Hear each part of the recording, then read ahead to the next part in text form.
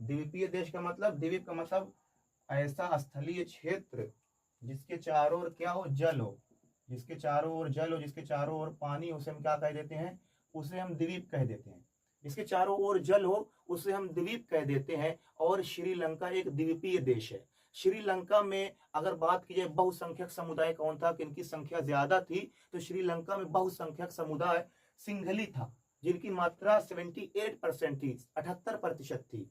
और जो दूसरा सबसे बड़ा समुदाय था वो तमिल था, तमिल। ठीक है, कुछ तमिल जो श्रीलंका के मूल निवासी थे और कुछ तमिल जो भारत से ले जाए गए थे गिरमिटिया मजदूर के तौर पर, अनुबंधित मजदूर के तौर पर। ये सारी चीजें हमने बताई है, अनुबंधित मजदूर क्लासेस रोज लाइव चलती हैं, तो आपने उसमें देखा होगा। ठीक है, तो एक प्रश्न, हम 50 प्रश्न का अगर आपसे टेस्ट ले रहे हैं तो 500 क्वेश्चन उसमें एक्स्ट्रा आपसे बता दे रहे हैं।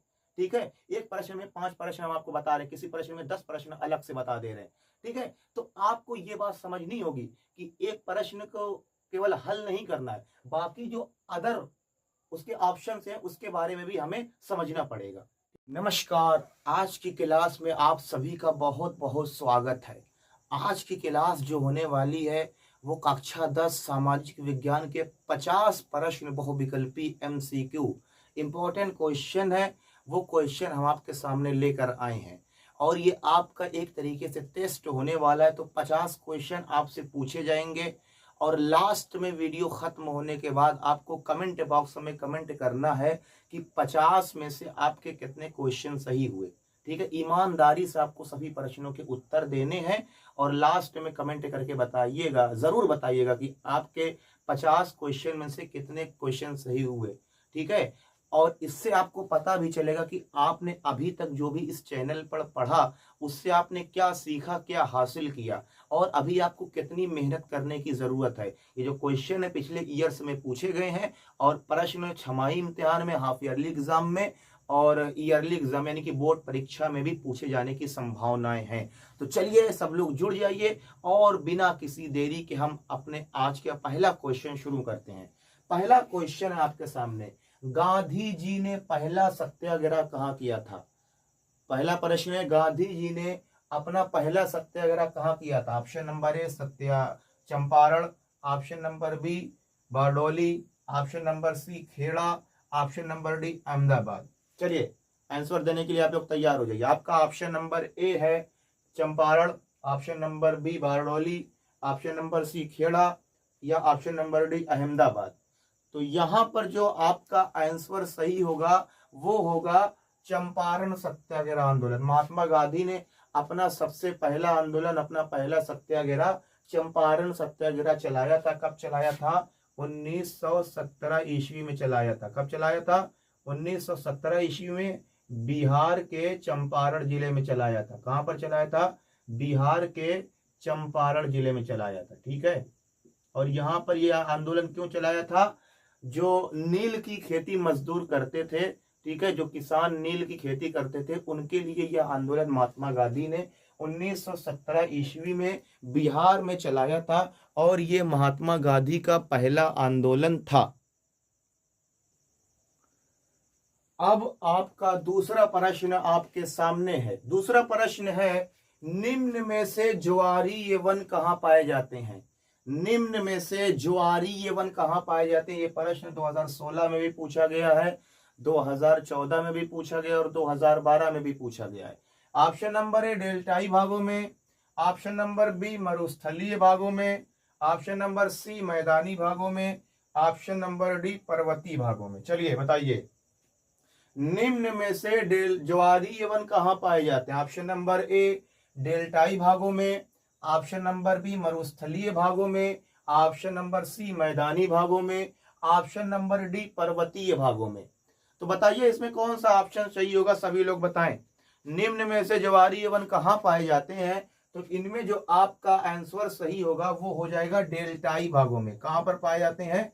डेल्टाई भागों में ज्वारी वन पाए जाते हैं। और ये डेल्टा क्या होता है? डेल्टा देखिए, जब नदियां बहती हैं तो लास्ट में जाकर वो समुद्र में गिर जाती है। कहां पर गिर जाती हैं? वो समुद्र में गिर जाती है नदियां। ठीक है, तो समुद्र में गिरने से पहले नदियां अपने साथ जो अवशेष बहा कर लाई जाती हैं उससे एक आकृति का निर्माण करती हैं जिसे हम लोग डेल्टा कहते हैं। ठीक है, तो इन्हीं डेल्टाई भागों में आपके ज्वारीय वन पाए जाते हैं। ठीक है, इन्हीं डेल्टाई भागों में ज्वारीय वन पाए जाते हैं। चलिए, तीसरा प्रश्न है आपके सामने, निम्न में से कौन सी मृदा यानी कि कौन सी मिट्टी कपास की खेती के लिए, कॉटन की कल्टीवेशन के लिए उपयुक्त मानी जाती है।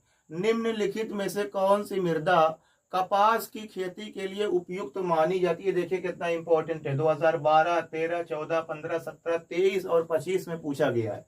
कपास की खेती के लिए कौन सी मृदा सबसे अच्छी है। जलोढ़ मृदा, काली मृदा, लाल मृदा या लेटेराइट मृदा। कपास की खेती के लिए कौन सी मृदा सबसे अच्छी मानी जाती है। जलोढ़ मृदा, काली मृदा, लाल मृदा या लेटेराइट मृदा, बताएंगे आप लोग। तो इसमें जो ऑप्शन सही होगा वो हो जाएगा काली मृदा। काली मृदा कपास की खेती के लिए सबसे अच्छी मानी जाती है, जिसे रेगुर मृदा भी कहते हैं। जिसे और क्या कहते हैं, रेगुर मृदा भी कह देते हैं। ठीक है, और सबसे अधिक काली मृदा भारत में गुजरात, कहां पर, गुजरात और महाराष्ट्र में पाई जाती है। ठीक है, तो ये प्रश्न आपके लिए इंपॉर्टेंट है कि कपास की खेती के लिए सबसे अच्छी कौन सी मिट्टी पाई जाती है, मानी जाती है, तो होती है काली मृदा, जिसे रेगुर मृदा के नाम से भी जाना जाता है। ठीक है, और ये भारत में सबसे अधिक गुजरात और महाराष्ट्र में पाई जाती है। ठीक है, बात आपको समझ में आ गई होगी। तो अगला प्रश्न है आपके सामने, राष्ट्रवाद का प्रारंभ किस देश से हुआ। यानी कि राष्ट्रवाद की शुरुआत किस देश से हुई। ये प्रश्न आपके लिए इंपॉर्टेंट है, और ये हमारा पता नहीं मन ऐसे क्यों कह रहा है कि हो सकता है ये प्रश्न अब की बार आपको एस्टिस देखने को मिल जाए एग्जाम में। राष्ट्रवाद का प्रारंभ, राष्ट्रवाद की शुरुआत किस देश में हुई। इटली में हुई, या फ्रांस में हुई, या आपकी जर्मनी से हुई, या इंग्लैंड से हुई। राष्ट्रवाद की शुरुआत किस देश से हुई। तो अगर हम बात करें राष्ट्रवाद की शुरुआत किस देश से हुई, ठीक है, तो राष्ट्रवाद की शुरुआत जो हुई थी वो फ्रांस से हुई थी। कहां से हुई थी, फ्रांस से हुई थी। राष्ट्रवाद का मतलब अपने देश के प्रति प्रेम जागृत होना, अपने देश के प्रति मोहब्बत आ जाना, इसे क्या कहते हैं, राष्ट्रवाद। और ये किस देश से हुई थी, फ्रांस से हुई थी, फ्रांस की क्रांति से। और फ्रांस की क्रांति कब हुई थी, 1789 ईस्वी में हुई थी। कब हुई थी, 1789 ईस्वी में, 14 जुलाई 1789 ईस्वी में फ्रांस की क्रांति हुई थी।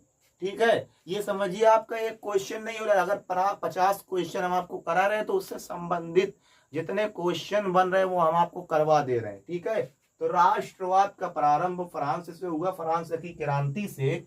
फ्रांस की क्रांति 14 जुलाई 1789 ईस्वी से, जब वहां के लोगों ने, वहां के बादशाह लुई 16वां जो वहां का शासक था, लुई द 16, ठीक है, इसे गद्दी से हटा के जो है वो फ्रांस में क्रांति लाई थी। क्योंकि ये एक निरंकुश शासक था, इसे केवल अपनी पड़ी रहती थी, जनता से कोई मतलब नहीं रहता था। ठीक है, तो राष्ट्रवाद क्या प्रारंभ किस देश से हुआ था, राष्ट्रवाद का प्रारंभ फ्रांस से हुआ था। कैसे हुआ था, वहां की क्रांति से। वहां की क्रांति कब आई, 14 जुलाई 1789 ईस्वी की। जब फ्रांस की क्रांति आई थी तो वहां का राजा, वहां का शासक कौन था, लुई द 16, लुई 16वां वहां का शासक हुआ करता था, जो बूर्बो राजवंश से संबंध रखता था। ठीक है, पांचवा प्रश्न जो आपके सामने है वो ये है कि निम्न में से धात्विक खनिज है। धात्विक खनिज ऐसे खनिजों को कहा जाता है जिसमें धातु के गुण पाए जाते हैं। ठीक है, तो निम्न में से धात्विक खनिज है। धात्विक खनिज है, तांबा है, या अभ्रक है, या चूना पत्थर है, या हीरा है। तो बताएंगे आप लोग, निम्न ये जो चारों ऑप्शन दिए हुए हैं इनमें से धात्विक खनिज कौन सा है। ऑप्शन नंबर ए तांबा, ऑप्शन नंबर बी अभ्रक, ऑप्शन नंबर सी चूना पत्थर, ऑप्शन नंबर डी हीरा। तो अगर बात की जाए इनमें से धात्विक खनिज कौन सा है, इनमें से धात्विक खनिज हो जाएगा तांबा। तांबा आपका धात्विक खनिज है।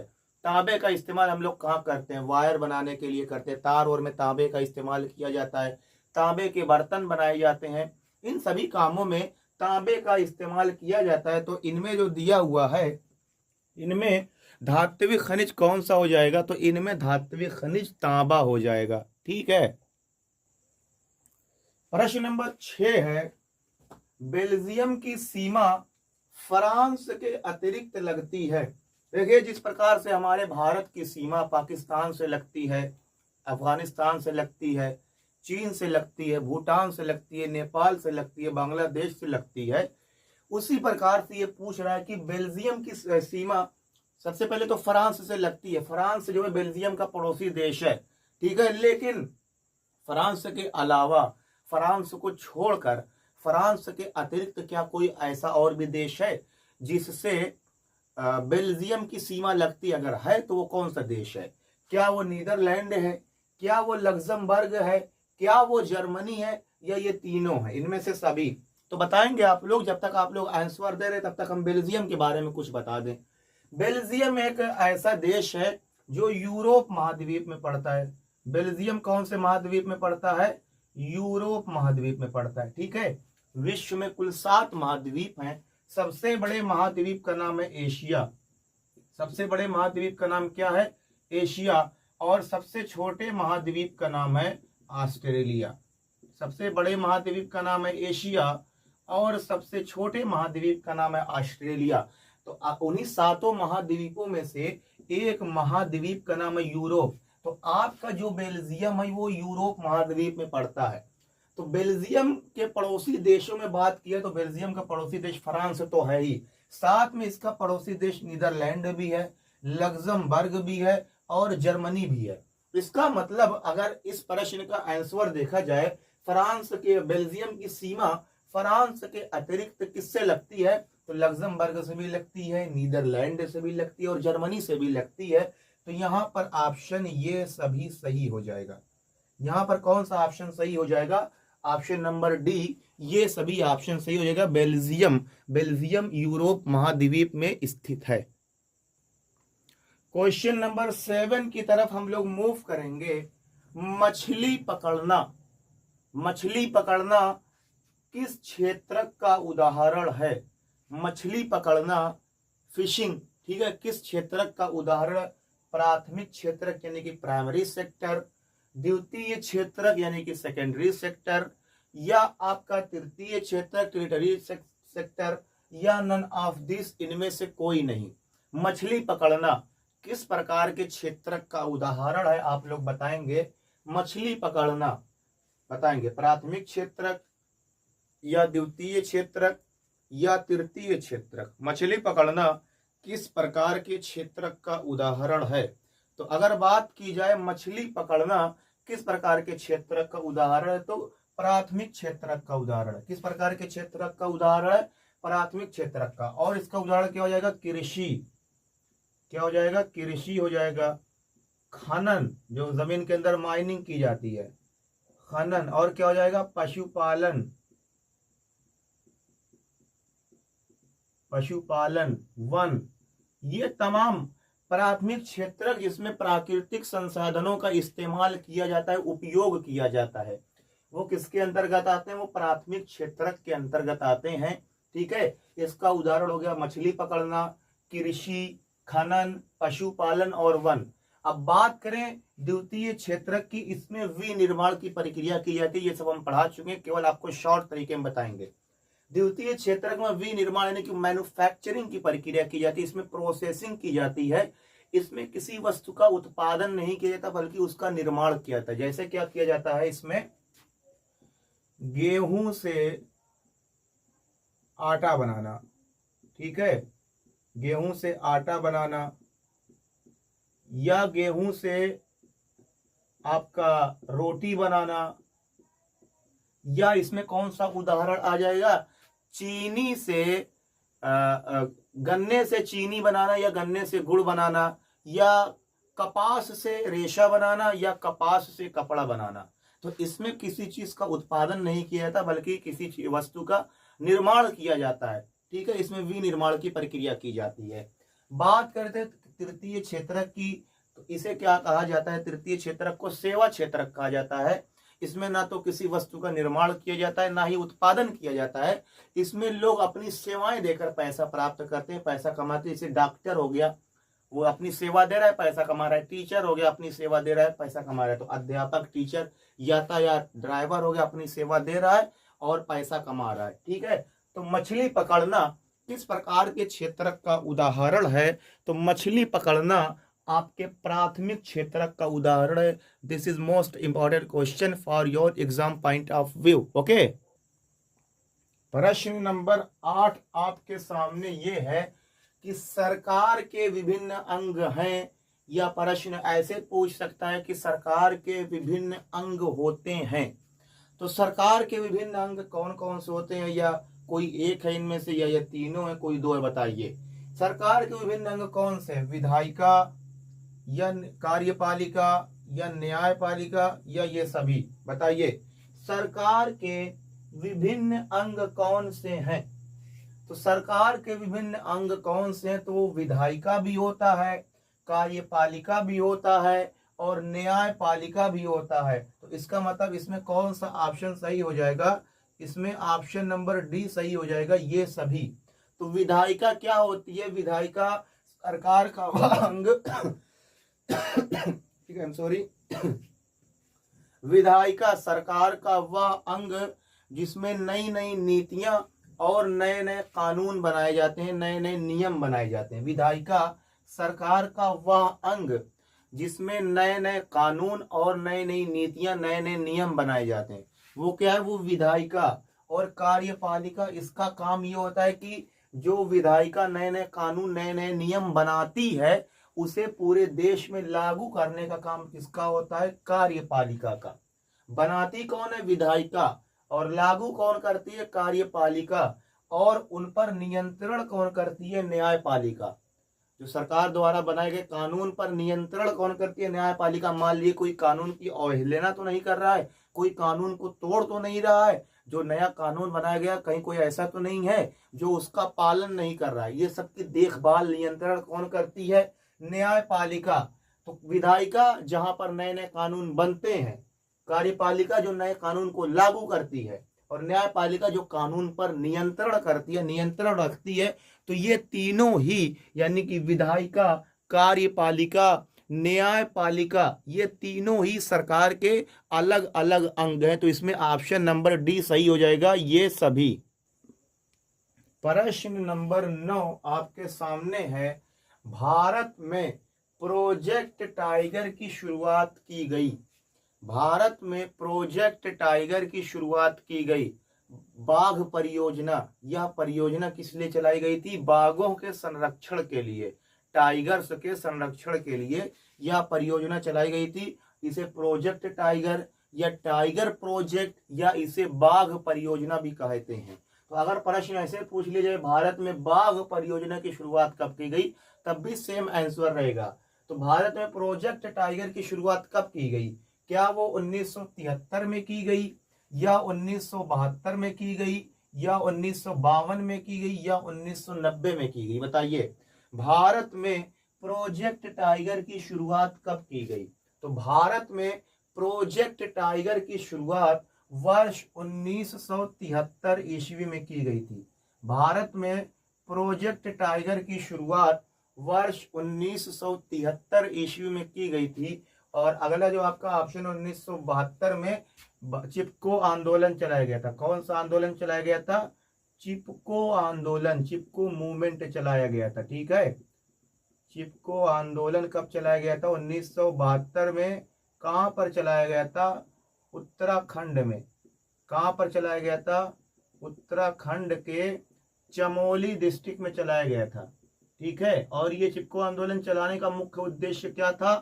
वन संरक्षण, वनों को सुरक्षित करना, वनों को संरक्षित करना। और इसको किसने चलाया था? फादर ऑफ, जो चिपको आंदोलन कहते हैं वो सुंदरलाल बहुगुणा, यानी कि SL बहुगुणा को कहा जाता है, फादर ऑफ चिपको मूवमेंट।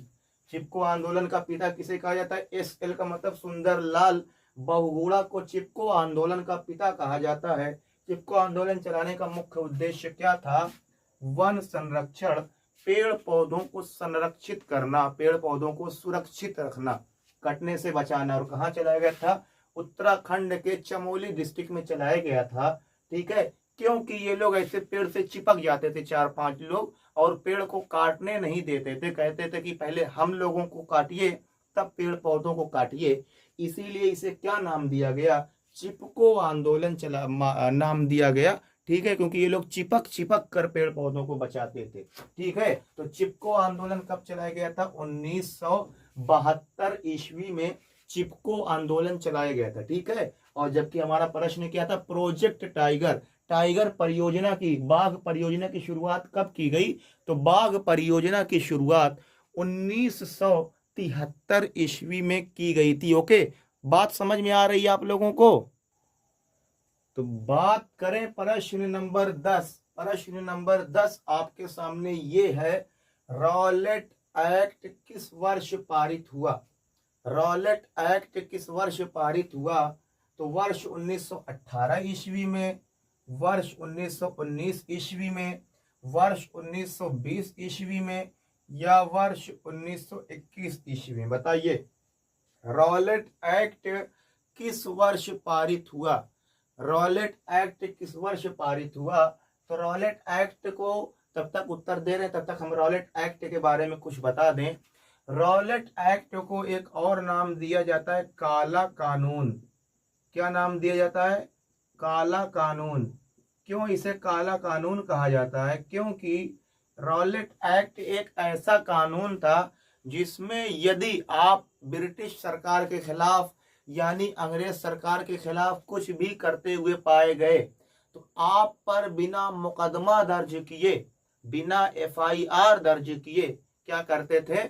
2 साल के लिए जेल में डाल देते थे। ये कौन सा नियम है भाई? पहले मुकदमा दर्ज कीजिए, FIR दर्ज कीजिए, जब हमारे ऊपर लगाया गया आरोप सिद्ध हो जाए, सही साबित हो जाए, तब आप हमें जेल में डालिए। तो इसमें यह सब नहीं देखा जाता, बिल्कुल अंधों की तरीके से पकड़ो, जेल में डालो बिना FIR और मुकदमा दर्ज किए। तो इसीलिए इसे क्या नाम दिया गया? इसे काला कानून नाम दिया गया। इसे क्या नाम दिया गया? काला कानून नाम दिया गया। और रॉलेट एक्ट किस वर्ष पारित हुआ था? वर्ष 1919 ईस्वी में रॉलेट एक्ट पारित हुआ था।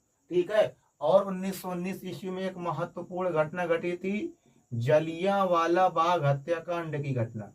कौन सी घटना? जलियांवाला बाग हत्याकांड की घटना।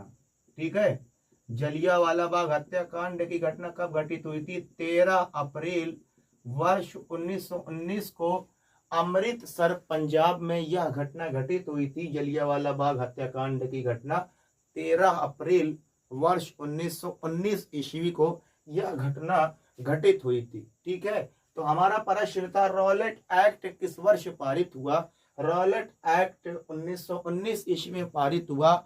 इसे काला कानून के नाम से भी याद किया जाता है या जाना जाता है। बात समझ में आ रही है कि नहीं? बताइए आप लोग।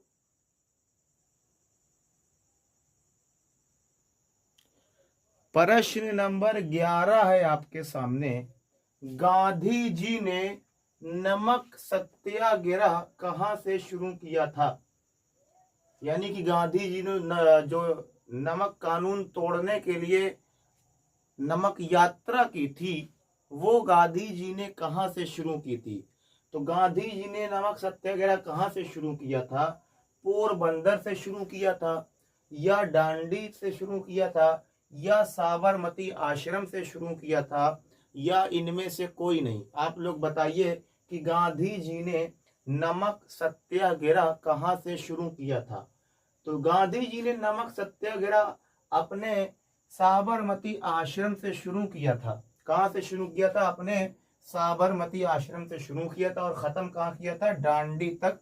वहां पे नमक बनाया था और नमक कानून तोड़ दिया था। ठीक है, अगर इस प्रश्न का उत्तर देखा जाए तो इस प्रश्न का उत्तर हो जाएगा साबरमती आश्रम। गांधी जी ने नमक यात्रा अपने साबरमती आश्रम से शुरू की थी। ठीक है, अब आपके सामने प्रश्न नंबर 12 है, जमींदारों के दबाव के कारण। प्रश्न नंबर 12 है, जमींदारों के दबाव के कारण ब्रिटिश सरकार ने किस फसल के आयात पर प्रतिबंध लगा दिया। जमींदारों ने दबाव बनाया ब्रिटिश सरकार पर। ब्रिटिश का मतलब जब भी नाम ब्रिटिश लिया जाए तो इसमें 3 देश आते हैं। ब्रिटिश में 3 देश आते हैं, एक आपका आएगा इंग्लैंड, एक आपका आएगा स्कॉटलैंड और एक आएगा वेल्स। इन तीनों देशों को मिलाकर क्या कहा जाता था, ब्रिटिश कहा जाता था। तो ब्रिटिश सरकार ने किस फसल के आयात पर, आयात का मतलब होता है दूसरे देशों से मंगाना कोई सामान, और निर्यात का मतलब होता है अपने देश से दूसरे देशों में सामान भेजना, वस्तुओं को भेजना। तो जमींदारों के दबाव के कारण ब्रिटिश सरकार ने किस फसल के आयात पर, यानी कि कौन सी फसल आई थी जिसके आयात पर प्रतिबंध लगा दिया, बैन लगा दिया कि ये फसल हमारे देश में दूसरे देश से नहीं आएगी। क्या वो मक्का थी, क्या वो गेहूं था, क्या वो चावल था, या वो सरसों था? कौन सी फसल थी जिस पर ब्रिटिश सरकार ने, ब्रिटेन की सरकार ने प्रतिबंध लगा दिया, बैन लगा दिया आयात पर? मक्का, गेहूं, चावल, सरसों। तो अगर बात की जाए तो ब्रिटिश सरकार ने मक्का के आयात पर प्रतिबंध लगा दिया था। किसके आयात पर? मक्का के आयात पर प्रतिबंध लगा दिया था। ठीक है, और इसके अंतर्गत जिसे हम लोग कहते हैं कॉर्न लॉ, क्या कहते हैं, कॉर्न लॉ, जिसे हम लोग पढ़ते हैं कॉर्न लॉ। ठीक है, इसे हम क्या कह देते हैं, कॉर्न लॉ। ठीक है, तो कॉर्न लॉ एक ऐसी पद्धति थी जिसमें सरकार ने, एक ऐसा कानून था, एक ऐसा लॉ था, एक ऐसा नियम था जिसमें ब्रिटिश सरकार ने बाहर से आने वाले कॉर्न मतलब मक्का के आयात पर क्या कर दिया, प्रतिबंध लगा दिया था। ठीक है, अब हम प्रश्न नंबर 13 की तरफ, क्वेश्चन नंबर 13 की तरफ मूव करते हैं, जो कि एक महत्वपूर्ण प्रश्न है, इंपॉर्टेंट क्वेश्चन आपके हाफ ईयरली एग्जाम की दृष्टि से भी, और जो आपका बोर्ड पेपर है उसके लिए भी काफ़ी ये फेवरेट क्वेश्चन है। तो इस पर आप इम्पोर्टेंट लगा लीजिए, हो सकता है ये प्रश्न अब की बार आपको एग्जाम में ऐसे ही रखा हुआ मिल जाए। ठीक है, 80% 80% चांस है कि ये प्रश्न पूछ लिया जाए। बॉक्साइट किसका अयस्क है? बॉक्साइट किसका अयस्क है? तो ऑप्शन नंबर ए है सीसा का, ऑप्शन नंबर बी तांबा का, ऑप्शन नंबर सी जस्ता का, और ऑप्शन नंबर डी है एल्यूमिनियम का। चलिए, आप लोगों का टाइम शुरू हो चुका है, आंसर बताइए। एल्यूमिनियम किस, बॉक्साइट किसका अयस्क है? तो हमारे मुंह से आंसर ही निकल गया। बॉक्साइट किसका अयस्क है? बॉक्साइट एल्यूमिनियम का अयस्क है। ठीक है, बॉक्साइट किसका अयस्क है? एल्यूमिनियम का। यानी कि एल्यूमिनियम किससे निकाला जाता है, किससे प्राप्त किया जाता है? वो बॉक्साइट से प्राप्त किया जाता है। ये क्वेश्चन, ये प्रश्न आपके लिए महत्वपूर्ण है, इंपॉर्टेंट है, इसलिए ये प्रश्न आप जरूर पेपर में, चाहे वो छमाही पेपर हो या आपका ईयरली पेपर हो, दोनों में याद करके जाएंगे। ठीक है, 14वां प्रश्न आपके सामने है, कोलार किससे संबंधित है? कोलार किससे संबंधित है? तो ऑप्शन नंबर ए है, क्या वो कोयला से संबंधित है, क्या वो सोना से संबंधित है, क्या वो अभ्रक से संबंधित है, क्या वो मैग्नीज से संबंधित है? तो बताइए आप लोग, कोलार किससे संबंधित है? ये क्वेश्चन आपको बताया नहीं गया पढ़ाते वक्त, क्योंकि सभी चीजें नहीं होती, कुछ जो है वो एमसीक्यू में अलग से आ जाती हैं, और ये क्वेश्चन 2012-2015 में पूछा गया, इसलिए हमने सोचा कि ये क्वेश्चन आपको करा दिया जाए, इसी माध्यम से आपको ये क्वेश्चन का आंसर भी पता चल जाएगा। तो कोलार की बात की जाए, कोलार सोना से संबंधित है। कोलार किससे संबंधित है? कोलार सोना से, गोल्ड से संबंधित है। तो हमने आपको जो खनिज की परिभाषा बताई थी, खनिज 2 या 2 से अधिक रासायनिक तत्वों से मिलकर बना होता है। खनिज 2 या 2 से ज्यादा रासायनिक तत्वों से मिलकर बना होता है, लेकिन ये आपका सोना एक ऐसा खनिज है जो केवल एक ही रासायनिक तत्व से, एक ही रासायनिक पदार्थ से मिलकर बना होता है। तो अगर ये हम कहें कि ये सोना जो होता है वो सभी खनिजों से बिल्कुल अलग है, तो ये बात बिल्कुल गलत नहीं होगी। सोना हो गया, डायमंड हो गया, ठीक है, ये सब ऐसे खनिज हैं जो केवल एक ही रासायनिक पदार्थों से, एक ही रासायनिक तत्व से मिलकर बने होते हैं, ठीक है। तो कोलार किससे संबंधित है? कोलार सोना से संबंधित है। तो ये भी प्रश्न आप नोट डाउन कर लेंगे और याद कर लेंगे, ठीक है, कि कोलार किससे संबंधित है? कोलार आपका सोना से संबंधित है। बात आप लोगों के समझ में आ रही होगी। प्रश्न नंबर 15 की तरफ मूव करते हैं। प्रश्न नंबर 15 है, ऊर्जा का परंपरागत स्रोत है, ठीक है। ये शब्द पे ध्यान दीजिएगा, ऊर्जा का परंपरागत स्रोत है, ठीक है। ऊर्जा का परंपरागत स्रोत क्या है? सौर ऊर्जा या पवन ऊर्जा या प्राकृतिक ऊर्जा? नहीं, बल्कि यहाँ पे आप प्राकृतिक गैस कर लीजिए। क्या करेंगे आप? प्राकृतिक गैस, प्राकृतिक गैस या ज्वारीय ऊर्जा। तो यहाँ पर कौन सा ऑप्शन सही होगा? परंपरागत ऊर्जा का स्रोत का मतलब ये होता है कि जिसे हम विनाशीय ऊर्जा के स्रोत कहते हैं। क्या कह देते हैं? विनाशीय ऊर्जा के स्रोत कह देते हैं, या इसको एक और नाम दे देते हैं, अनवीकरणीय ऊर्जा के स्रोत। अनवीकरणीय ऊर्जा के स्रोत, तीनों नाम एक ही है। या तो आप अनवीकरणीय ऊर्जा के स्रोत कहिए, या तो आप विनाशीय ऊर्जा के स्रोत कहिए, या तो आप परंपरागत ऊर्जा के स्रोत कहिए। ये ऐसे ऊर्जा के संसाधन होते हैं जिसका एक बार आप इस्तेमाल करेंगे, जिसका एक बार आप यूज करेंगे, जिसका आप एक बार प्रयोग करेंगे तो वो खत्म हो जाएगी, उसका विनाश हो जाएगा, यानी कि अनवीकरणीय, इसे दोबारा प्राप्त नहीं किया जा सकता। अब देखते हैं इसमें सौर ऊर्जा, सूर्य की ऊर्जा रोज हम इस्तेमाल कर रहे हैं, क्या सूर्य की रोशनी में कोई फर्क पड़ रहा है? सूर्य की रोशनी खत्म हो जा रही है? नहीं खत्म हो रही है। तो इसका मतलब ये वाला ऑप्शन नहीं सही होगा। पवन ऊर्जा, हवा, रोज हम हवा से सांस लेते हैं, पता नहीं कितनी जगहों पर हवा से बिजली का उत्पादन किया जा रहा है। तो हवा भी एक ऐसी चीज है जो खत्म नहीं होती, इसका मतलब ये भी ऑप्शन सही नहीं है। प्राकृतिक गैस, जो आप अपने घर में गैस इस्तेमाल कर रहे हैं, एलपीजी गैस, क्या एक बार भराने से, एक बार गैस सिलेंडर में गैस भरवा ली, जिंदगी जन्म अब फुर्सत हो जाती है? नहीं, 1 महीने के बाद फिर आपको भरवाना पड़ेगा, फिर 1 महीने बाद उसमें गैस डलवानी पड़ेगी। तो ये तो खत्म हो जा रही है। इसका मतलब यही वाला ऑप्शन सही हो जाएगा, आपको अगले ऑप्शन की तरफ जाने की जरूरत ही नहीं है।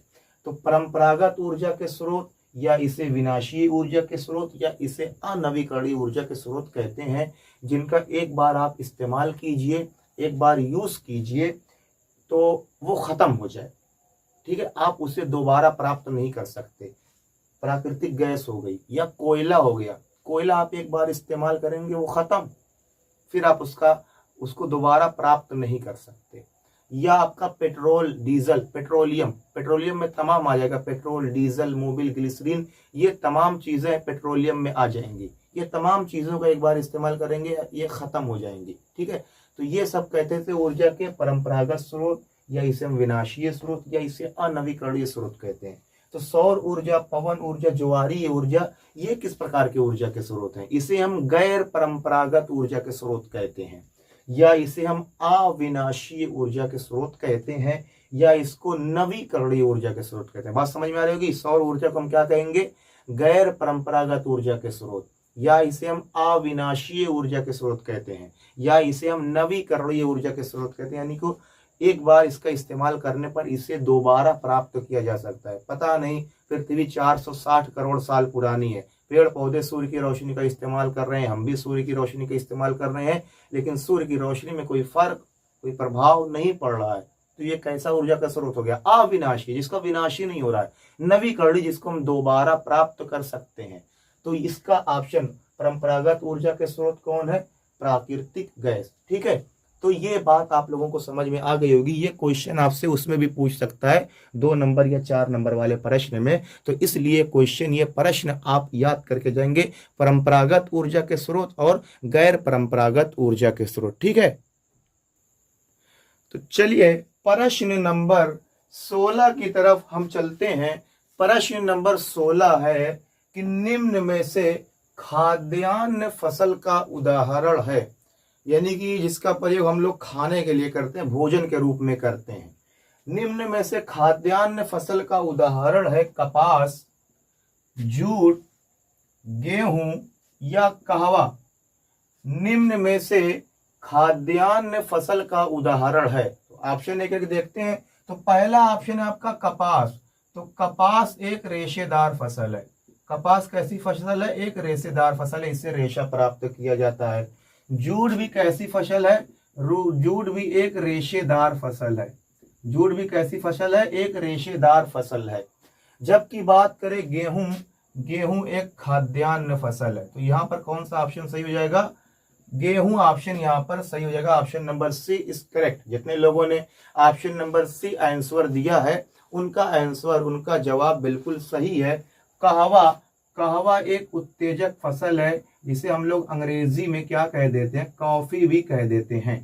कहवा एक कैसी फसल है? उत्तेजक फसल है। तो अगर हम आपको बताना चाहें भारत में सबसे अधिक कपास का उत्पादन कौन सा राज्य करता है? आप लोग बताइए। भारत में सबसे अधिक कपास का उत्पादन, कपास का production, which state had highest production of cotton? तो भारत में सबसे अधिक कपास का उत्पादन कौन करता है? बताइए आप लोग। तो भारत में सबसे अधिक कपास का उत्पादन गुजरात करता है। कौन राज्य करता है? गुजरात करता है। अगर आपको ऑप्शन में गुजरात ना देखने को मिले तब आप लगा देंगे महाराष्ट्र। तब आप क्या लगा देंगे? महाराष्ट्र लगा देंगे। ठीक है। तो भारत में सबसे अधिक कपास का उत्पादन गुजरात करता है। कपास कैसी फसल है? एक रेशेदार फसल है। कपास की खेती के लिए काली मिट्टी, काली मृदा सबसे उपयुक्त मानी जाती है। अगला ऑप्शन है जूट। तो जूट भी एक रेशेदार फसल है और जूट का उत्पादन सबसे अधिक पश्चिम बंगाल में होता है। कहां पर होता है? पश्चिम बंगाल में। ठीक है। पश्चिम बंगाल की राजधानी क्या है? पश्चिम बंगाल की राजधानी है कोलकाता। क्या है पश्चिम बंगाल की राजधानी? कोलकाता, जिसका पुराना नाम क्या था? कलकत्ता था। कोलकाता के दो उपनाम हैं। कोलकाता को महलों का शहर कहा जाता है। क्या कहा जाता है? महलों का शहर। कोलकाता को क्या, नोट डाउन कर लेंगे। जो अलग अलग पॉइंट बता रहे हैं आप लोगों के लिए इंपॉर्टेंट है। ठीक है। बड़ी बड़ी जनरल नॉलेज देख लेंगे तब भी उसमें ये सब बताया नहीं जाएगा। कोलकाता को महलों का शहर कहा जाता है और कोलकाता को city of Joy, city of Joy यानी कि हर्ष उल्लास का शहर कहा जाता है। हर्ष उल्लास का शहर भी कहा जाता है। किसको? कोलकाता को कहा जाता है। तो कोलकाता को महलों का शहर कहा जाता है और कोलकाता को सिटी ऑफ जॉय यानी कि हर्ष उल्लास का शहर भी कहा जाता है। तो जूट का सबसे अधिक उत्पादन पश्चिम बंगाल में होता है। जूट एक रेशेदार फसल है। कृषि वाला चैप्टर हमने 5-6 क्लासेस में कवर किया है। ठीक है। तो अगर आपको डिटेल में पढ़ना है तो वीडियो, वो क्लासेस लाइव हमने करवाई थी, वो पड़ी हुई है प्लेलिस्ट में, आप लोग जाकर वहां पे देख लीजिए। ठीक है। काफी ज्यादा डिटेल में, हमें नहीं लगता कि कोई भी आप यूट्यूब चैनल देखिए, चाहे 1 लाख सब्सक्राइबर हो चाहे 5 लाख सब्सक्राइबर हो, भले हमारे अभी 1000 सब्सक्राइबर है, लेकिन हम इस बात की गारंटी देते हैं पूरा यूट्यूब आप छान डालिए फ्री में। अगर कोई भी 1 घंटा 1.5 घंटा बहुत पढ़ाएगा, मैक्सिमम 2 घंटे से क्लास ज्यादा नहीं करवाएगा, उसमें पूरा चैप्टर समाप्त कर देता है। लेकिन हमने इसी यूट्यूब चैनल पर 9 क्लास में, यानी कि 1 घंटा जोड़ लीजिए, लगभग 9 घंटे में आपका एक चैप्टर कवर करवाया बिल्कुल डिटेल में। और हम ये भी पूछते हैं कि आपको समझ में आया कि नहीं। आप लोग अगर कहते हैं कि फिर से बताइए, फिर से बताते हैं, फिर नहीं समझ में आता फिर से बताते हैं। ठीक है। तो आप लोग प्लेलिस्ट में सारी वीडियोस पड़ी हुई हैं। ठीक है। वीडियोस पहले डाली थी वो शॉर्ट थी, लेकिन जब से पिछले 1.5 महीने से हमने लाइव चलाना शुरू किया है तो आप लोग लाइव जुड़ते हैं, तो उसमें आप लोग बताते हैं हमें ये नहीं समझ में आया, वो नहीं समझ में आया, तो हम आपको बिल्कुल डिटेल में पढ़ाते हैं। तो अगर आपको इसको बिल्कुल डिटेल में पढ़ना है तो वीडियोस पड़ी हुई हैं, आप लोग जाके देख सकते हैं। ठीक है। कृषि वाला चैप्टर बिल्कुल डिटेल में हमने पढ़ाया है। गेहूं, तो ये तो आप जानते होंगे कि भारत में सबसे अधिक गेहूं का उत्पादन कहाँ होता है? कमेंट करके बताएं आप लोग। भारत में सबसे अधिक गेहूं का उत्पादन कहाँ होता है? आप लोग बताइए। भारत में सबसे अधिक गेहूं का उत्पादन उत्तर प्रदेश में होता है। कहां पर होता है? उत्तर प्रदेश में होता है।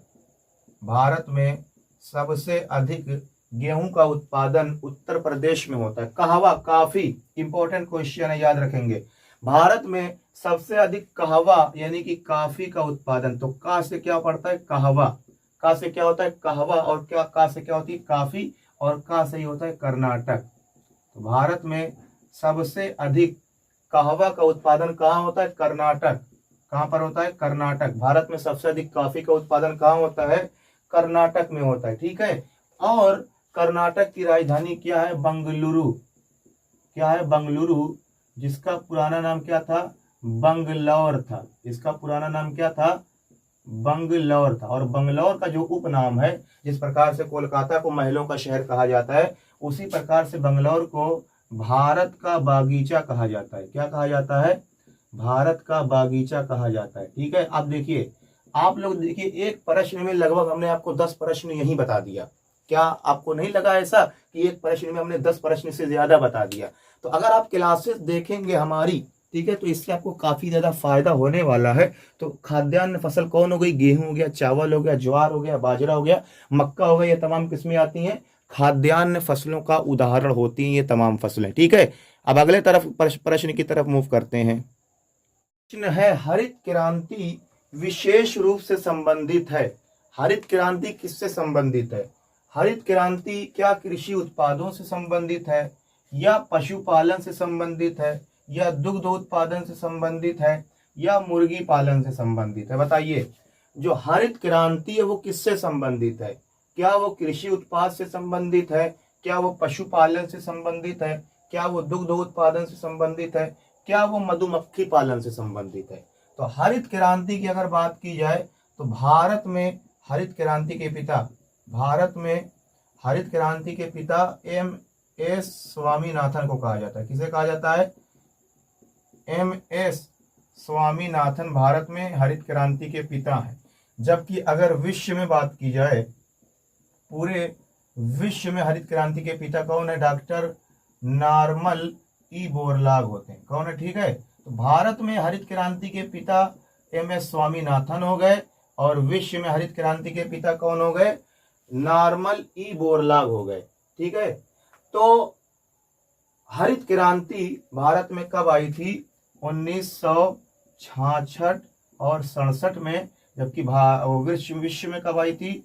1962-63 में आई थी। ठीक है, तो भारत में हरित क्रांति 1966 और 67 में आई थी, विश्व में 1962 और 63 में आई थी। तो हरित क्रांति कृषि उत्पादों से संबंधित है। ठीक है, और आपके लिए जो और इम्पोर्टेंट है, दुग्ध उत्पादन से संबंधित कौन सी क्रांति है? श्वेत क्रांति। श्वेत क्रांति किस उत्पादन से संबंधित है? दुग्ध उत्पादन से। इसे सफेद क्रांति भी कहते हैं, या इसे ऑपरेशन फ्लड के नाम से भी जाना जाता है। श्वेत क्रांति दुग्ध उत्पादन से संबंधित है, जबकि हरित क्रांति कृषि उत्पादों से संबंधित है। ठीक है, मधुमक्खी पालन जो होता है उसे एपीकल्चर कहा जाता है। ठीक है, ये याद करने की जरूरत नहीं, अगर आपको जानकारी चाहिए तो नोट डाउन कर सकते हैं। ठीक है, प्रश्न नंबर 18, थोड़ा सा ध्यान से पढ़ेंगे आप लोग कि भारत में हिंदी के अतिरिक्त, ठीक है, भारत में हिंदी के अतिरिक्त कितनी अन्य भाषाओं को, कितनी और भाषाओं को अनुसूचित भाषा का दर्जा दिया गया है? भारत में हिंदी भाषा के अतिरिक्त कितनी अन्य भाषाओं को अनुसूचित भाषाओं का दर्जा दिया गया? आप लोग बताइए। भारत में हिंदी भाषा को तो अनुसूचित भाषा का दर्जा दिया ही गया है, साथ में और कितनी भाषाओं को दर्जा दिया गया है? 21, 22, 24 या 23? बताइए, भारत में कितनी भाषाओं को, हिंदी को छोड़कर कितनी भाषाओं को अनुसूचित भाषा का दर्जा दिया गया है? तो इसमें जो हमारा ऑप्शन सही हो जाएगा, ऑप्शन नंबर ए, हिंदी को छोड़कर 21, और अगर हिंदी को लेकर जोड़ा जाए तो 22 भाषाओं को अनुसूचित भाषा होने का दर्जा प्राप्त है। लेकिन चूंकि प्रश्न में हिंदी पहले दे दिया है, हिंदी को छोड़कर पूछा है, तो हिंदी को छोड़कर कितनी? 21 भाषाएं, और हिंदी को लेकर कुल कितनी भाषाएं हो जाएंगी? 22 भाषाओं को अनुसूचित भाषा का दर्जा प्राप्त है। ठीक है, प्रश्न नंबर 19 भी आपके लिए थोड़ा सा कठिन हो सकता है, इसलिए हम इसमें आपको सोचने का टाइम भी ज्यादा ही देंगे, टेंशन न लीजिएगा। संघवाद के अंतर्गत, संघवाद का मतलब देश को छोटे छोटे टुकड़ों में बांट देना ताकि जो है वो शासन करने में आसानी हो सके। इसमें क्या किया जाता है? देश की शक्तियों का बंटवारा कर दिया जाता है। संघवाद के अंतर्गत, ये हमने जब वीडियो डालते थे तब बताया था, बाकी ये सब एक बार फिर से हम लाइव पढ़ाएंगे, आप लोग इसकी टेंशन नहीं लेंगे।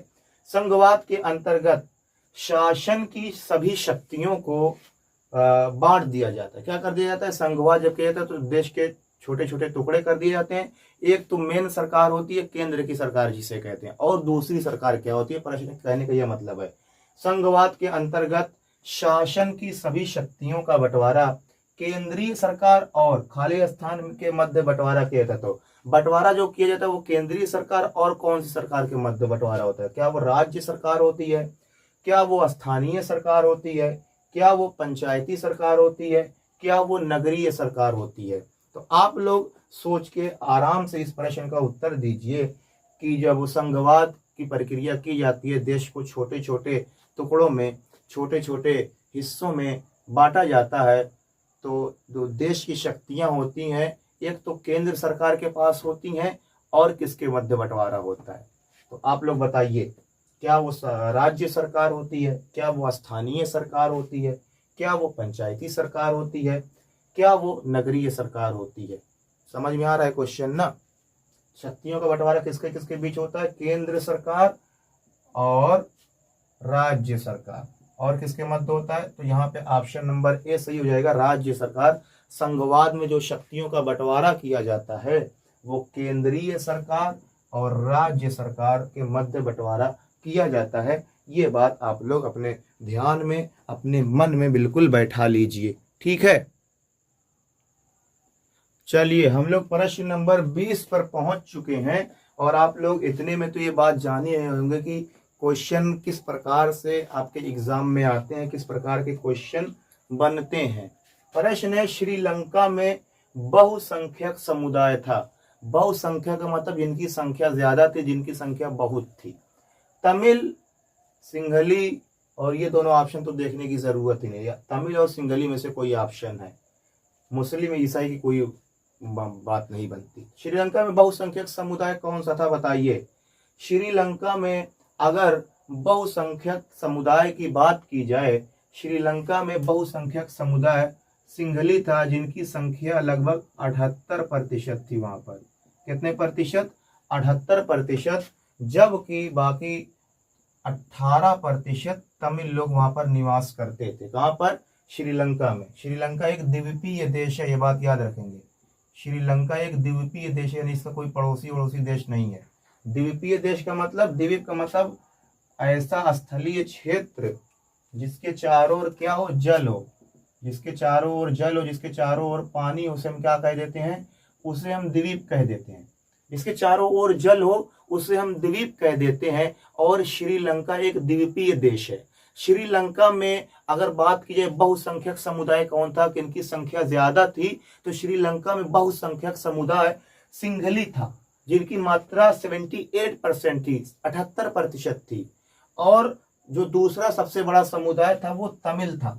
तमिल, ठीक है। कुछ तमिल जो श्रीलंका के मूल निवासी थे, और कुछ तमिल जो भारत से ले जाए गए थे गिरमिटिया मजदूर के तौर पर, अनुबंधित मजदूर के तौर पर। ये सारी चीजें हमने बताई है। अनुबंधित मजदूर क्लासेस रोज लाइव चलती हैं, तो आपने उसमें देखा होगा, ठीक है। तो एक प्रश्न, हम 50 प्रश्न का अगर आपसे टेस्ट ले रहे हैं तो 500 क्वेश्चन उसमें एक्स्ट्रा आपसे बता दे रहे हैं, ठीक है। एक प्रश्न में 5 प्रश्न हम आपको बता रहे हैं, किसी प्रश्न में 10 प्रश्न अलग से बता दे रहे हैं, ठीक है। तो आपको ये बात समझनी होगी कि एक प्रश्न को केवल हल नहीं करना है, बाकी जो अदर उसके ऑप्शंस हैं उसके बारे में भी हमें समझना पड़ेगा, ठीक है। तो इस प्रश्न का उत्तर क्या हो जाएगा? Sinhali. Option number B is correct, ठीक है। प्रश्न नंबर 21 यानी कि 21, बेल्जियम में वर्ष 1970 और 1993 के मध्य, बेल्जियम में वर्ष यानी कि साल 1970 से 1993 के मध्य संविधान में कितनी बार संशोधन हुआ? 2 बार हुआ, 3 बार हुआ, 4 बार हुआ या 5 बार हुआ? बताएंगे आप लोग कि बेल्जियम में 1970 और 1993 के बीच कितनी बार संशोधन हुआ, ठीक है। क्योंकि वहां पे जो अलग अलग कम्युनिटी के लोग थे, अलग अलग भाषाओं के बोलने वाले लोग थे। सबसे ज्यादा मात्रा में वहां पर रहते थे डच, फिर रहते थे फ्रेंच, ठीक है। ऐसे जर्मन भाषा के बोलने वाले लोग और रहते थे। तो अलग अलग भाषाओं के बोलने वाले लोग रहते थे।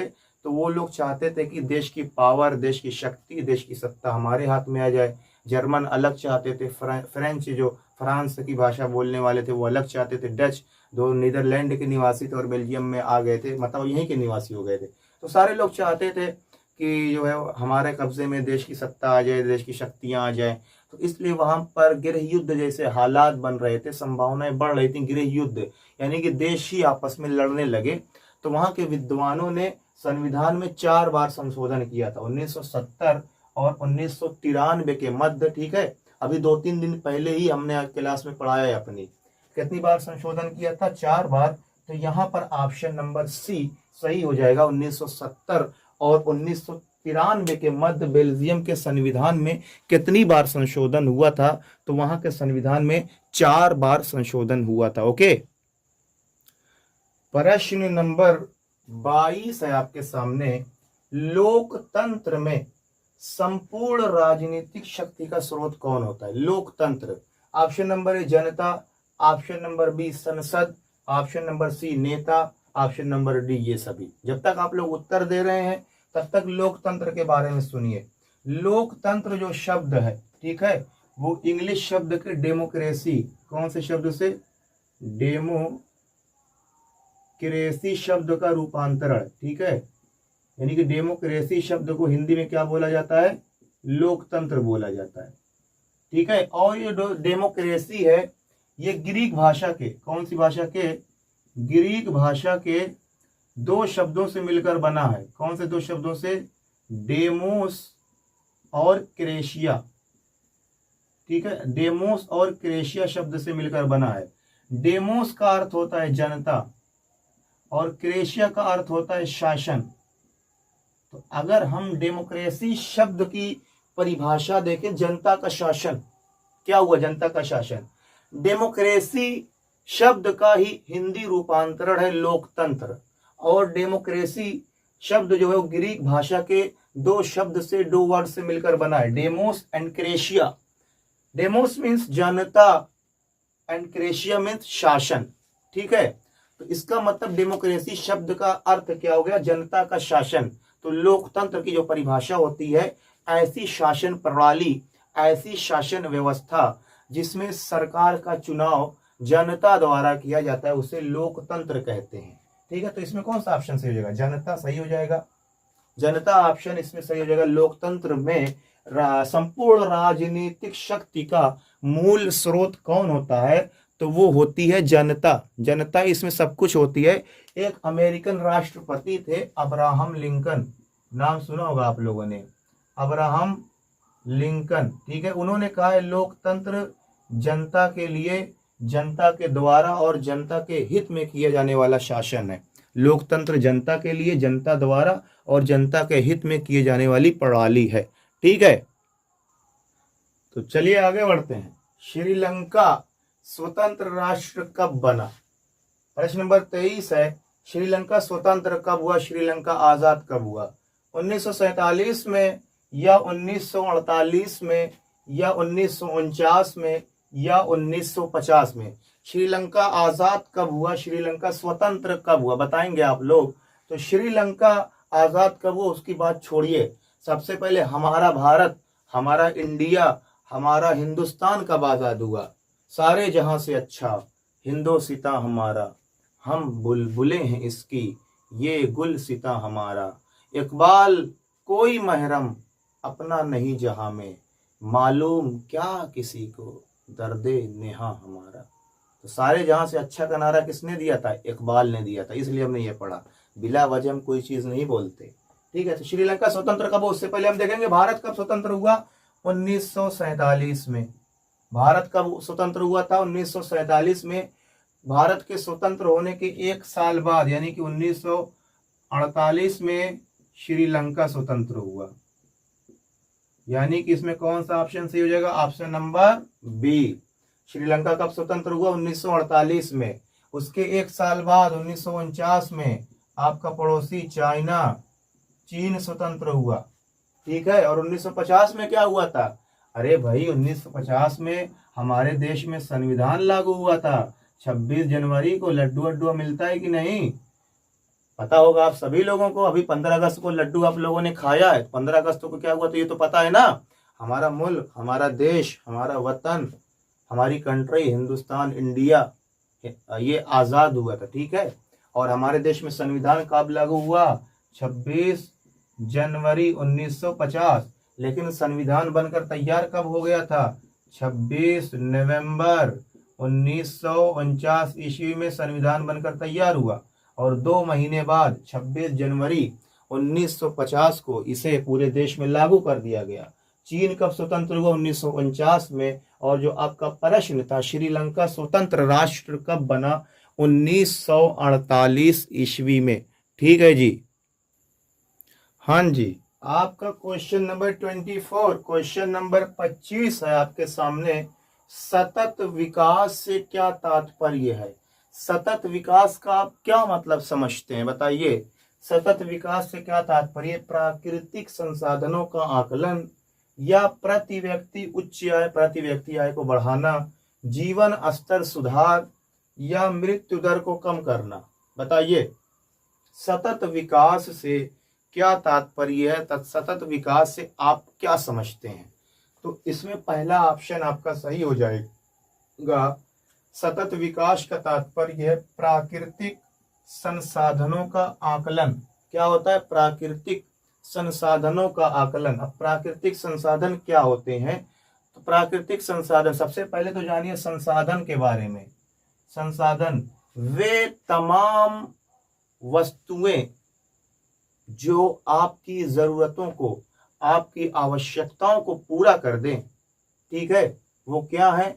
वो संसाधन है। हमें ये इरेज करना है, हमें मिटाना है, तो हम इस डस्टर से अगर मिटा दिए तो ये डस्टर हमारी आवश्यकता को पूरा किया, हमारी जरूरत को पूरा किया, तो ये डस्टर हमारे लिए क्या है? संसाधन है। हम देखना चाह रहे हैं कि कितने लोग लाइव है हमारी क्लास में।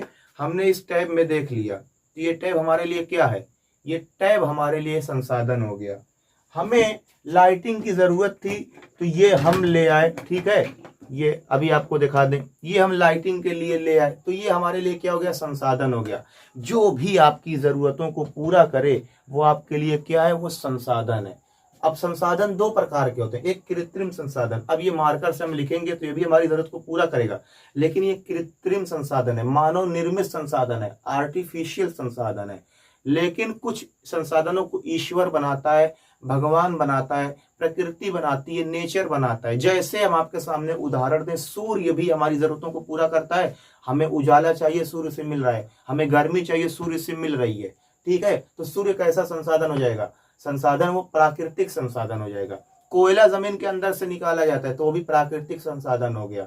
पेट्रोलियम, डीजल क्या आपने डाला है? भगवान ने डाला है ना, ईश्वर ने, गॉड ने, अल्लाह ने। तो ये कैसा साधन हो गया? कोयला हो गया, पेट्रोलियम हो गया, डीजल हो गया, मोबिल हो गई, ग्लिसरीन हो गई, मिट्टी का तेल हो गया, या और सोना चांदी, जो प्राकृतिक संसाधन जो पाए जाते हैं, ठीक है।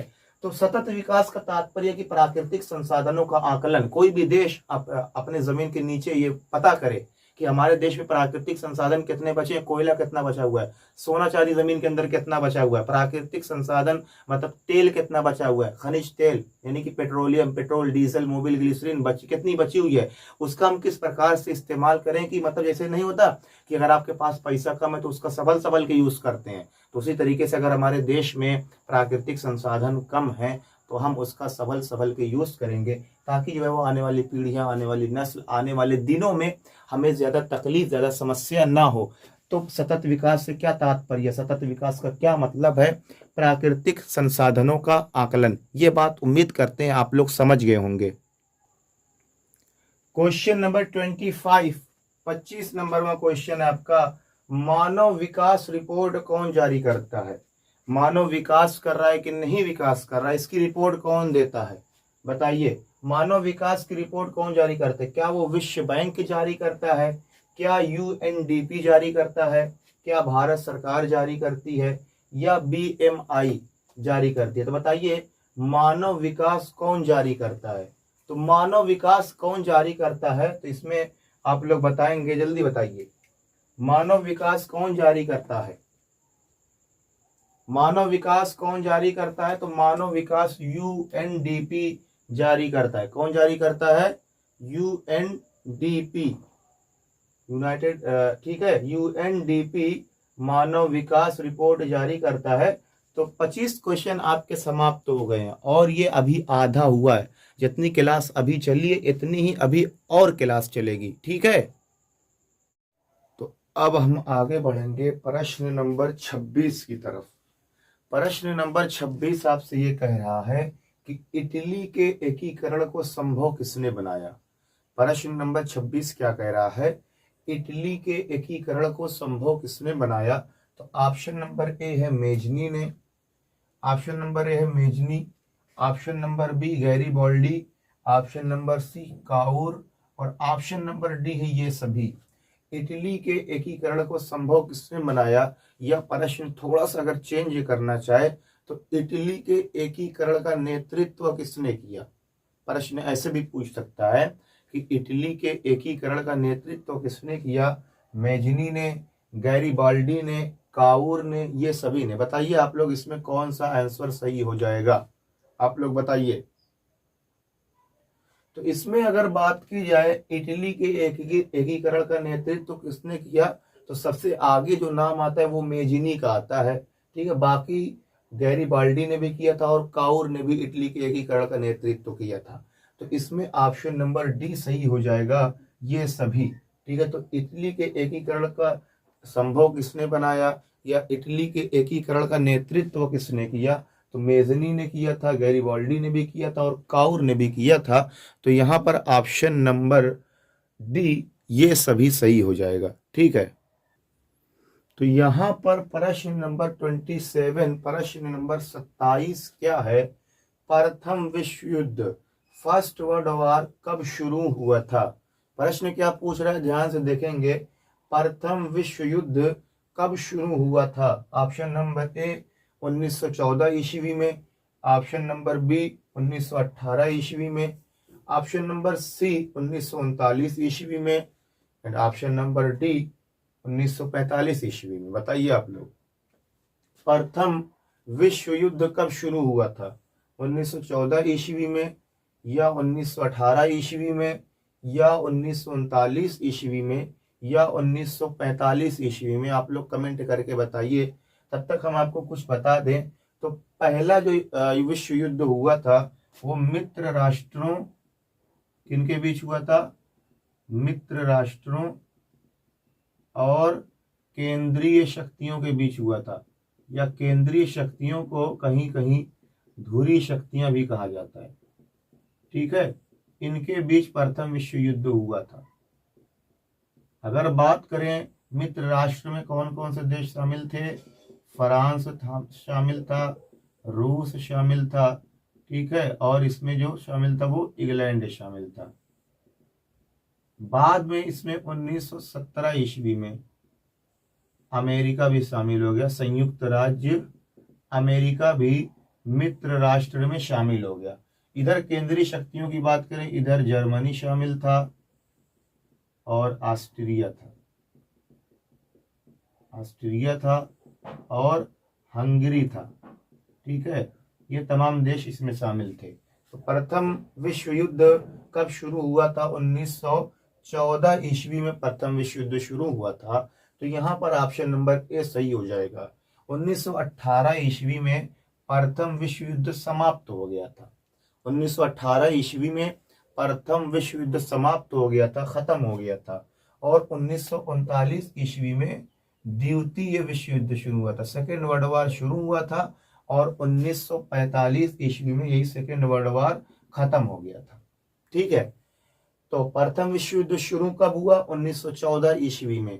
प्रथम विश्व युद्ध किनके किनके बीच हुआ था? मित्र राष्ट्र और केंद्रीय शक्तियां या धुरी शक्तियों के बीच हुआ था। मित्र राष्ट्र में इंग्लैंड, रूस, फ्रांस शामिल थे। बाद में 1917 ईस्वी में इसमें अमेरिका भी शामिल हो गया। इधर केंद्रीय शक्तियों की तरफ जर्मनी, ऑस्ट्रिया, हंगरी, ये तमाम देश शामिल थे, ठीक है। तो द्वितीय विश्व युद्ध कब शुरू हुआ था? 1939 ईस्वी में। और द्वितीय विश्व युद्ध खत्म कब हुआ था? 1945 ईस्वी में। और द्वितीय विश्व युद्ध भी इन्हीं के बीच हुआ था। इधर एक और जोड़ लीजिए, तब इधर आ गए थे ऑटोमन तुर्क। कौन आ गए थे? तुर्क। ये आप टर्की जो देख रहे हैं, तुर्किस्तान, ये इधर शामिल हो गया था केंद्रीय शक्तियों के बीच। और जापान भी आ गया था केंद्रीय शक्तियों की तरफ। ठीक है, तो प्रथम विश्व युद्ध शुरू कब हुआ था? इसमें हमारा ऑप्शन नंबर ए 1914 सही हो जाएगा।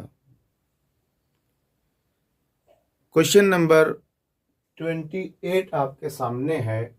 वंदे मातरम गीत के रचयिता कौन है, यानी कि वंदे मातरम गीत को लिखा किसने है? वंदे मातरम गीत के रचयिता कौन है? वंदे मातरम जो कि हमारे देश का राष्ट्रीय गीत है, तो इसको लिखा किसने है? रविंद्रनाथ टैगोर जी ने, या इसको लिखा है सोहन लाल द्विवेदी ने, या इसको बंकिम चंद्र चटर्जी ने लिखा है, या इसको रामधारी सिंह दिनकर ने लिखा है। ठीक है, वंदे मातरम जो हमारे देश का राष्ट्रीय गीत है, बताइए आप लोग, राष्ट्रगान क्या था हमारे देश का? हमारे देश का राष्ट्रगान है जनगण मन, और जनगण मन को लिखा था रविंद्रनाथ टैगोर जी ने। ठीक है, रविंद्रनाथ टैगोर जी ने एक और देश का राष्ट्रगान लिखा है, बांग्लादेश का राष्ट्रगान। जो हमारा पड़ोसी देश बांग्लादेश है, उसका राष्ट्रगान भी किसने लिखा है? रविंद्रनाथ टैगोर जी ने। और हमारे देश का राष्ट्रगान भी रविंद्रनाथ टैगोर जी ने ही लिखा है। सोहन लाल द्विवेदी ने या बंकिम चंद्र चटर्जी ने? तो वंदे मातरम गीत के रचयिता कौन है? बंकिम चंद्र चटर्जी जी वंदे मातरम गीत के रचयिता हैं, यानी बंकिम चंद्र चटर्जी ने ही वंदे मातरम गीत की रचना की है, लिखा है। ठीक है, प्रश्न है आपके सामने 29वां। असहयोग आंदोलन का मुख्य कारण था, यानी कि असहयोग आंदोलन जो महात्मा गांधी जी ने चलाया था वर्ष 1921 ईस्वी में, उसके पीछे का मुख्य कारण क्या था? किस वजह से, किस कारण से, किस सबब से महात्मा गांधी ने असहयोग आंदोलन चलाया था? तो रॉलेट एक्ट मुख्य कारण था, या जलियांवाला बाग हत्याकांड मुख्य कारण था, या खिलाफत आंदोलन मुख्य कारण था, या ये सभी घटनाएं असहयोग आंदोलन का मुख्य कारण थी? असहयोग आंदोलन महात्मा गांधी ने क्यों चलाया था? आप लोग ये बताइए, असहयोग आंदोलन महात्मा गांधी ने क्यों चलाया था? आप ये बताइए, क्या वो रॉलेट एक्ट की वजह से चलाया था कि अंग्रेजों ने भारत में रॉलेट एक्ट जैसा काला कानून लागू किया था, या जलियांवाला बाग हत्याकांड ऐसी नरसंहार घटना हुई थी जिसमें बहुत सारे लोग मारे गए और बहुत सारे लोग घायल हुए, या खिलाफत आंदोलन के कारण चलाया था जो 1920 ईस्वी में मोहम्मद अली और शौकत अली नाम के दो भाइयों ने मुंबई में चलाया था? कौन सी ऐसी घटना थी?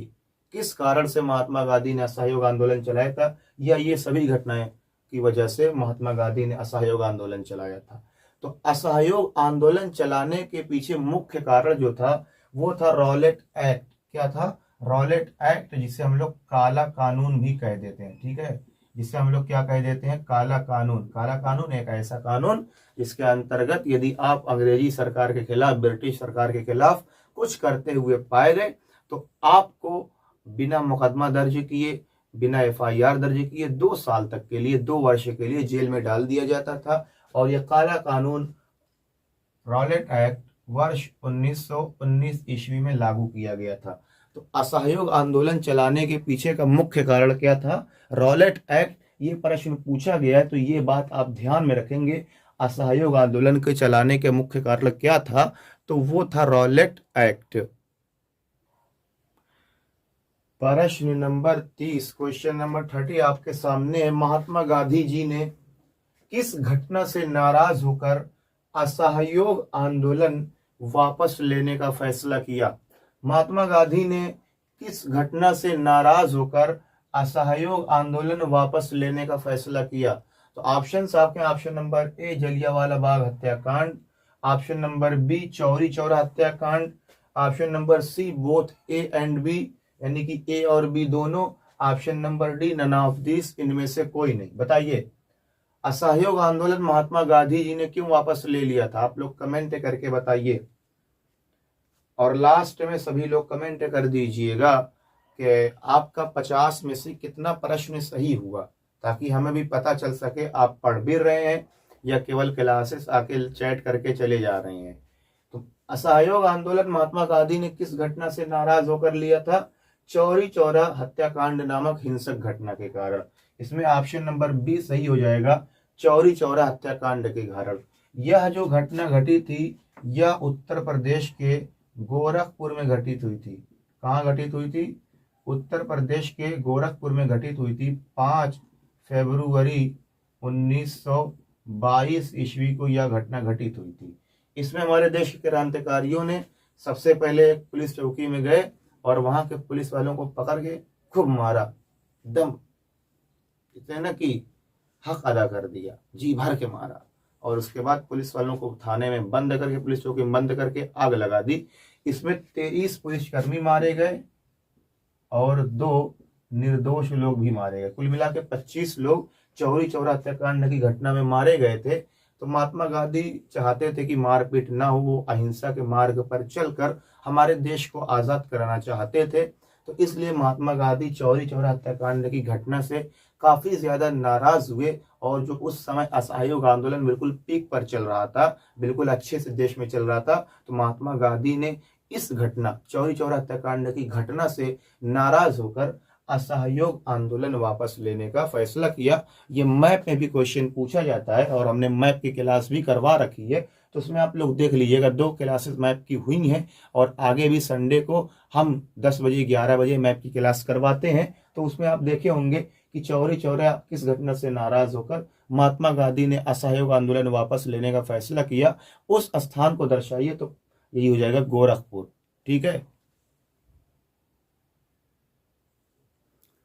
अब देखिए आपके सामने प्रश्न नंबर 31 किस देश से उत्कृष्ट कपास, उत्कृष्ट कपास का मतलब अच्छे किस्म की कॉटन, अच्छे किस्म की कपास पूरे यूरोप को निर्यात की जाती थी?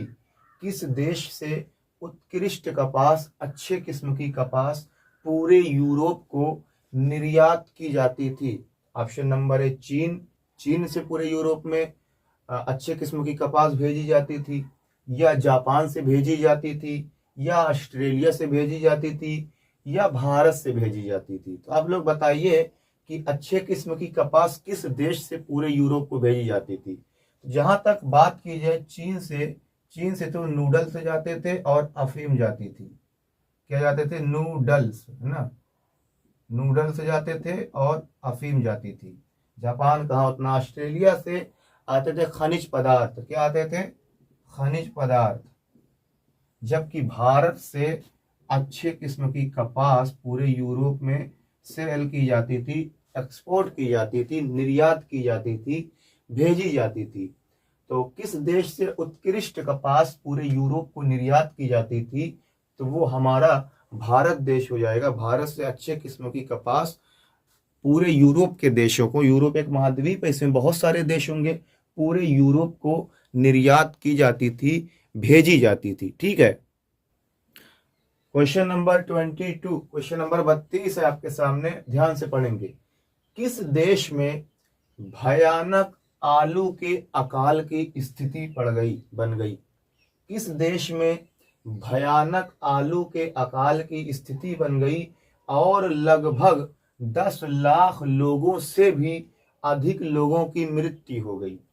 किस देश में भयानक आलू के अकाल की स्थिति बन गई और लगभग 10 लाख से भी अधिक लोगों की मृत्यु हो गई? Option number A Britain, option number B Ireland, option number C England, option number D France. चलिए जब तक आप लोग अपने आंसर्स दे रहे तब तक सुनिए।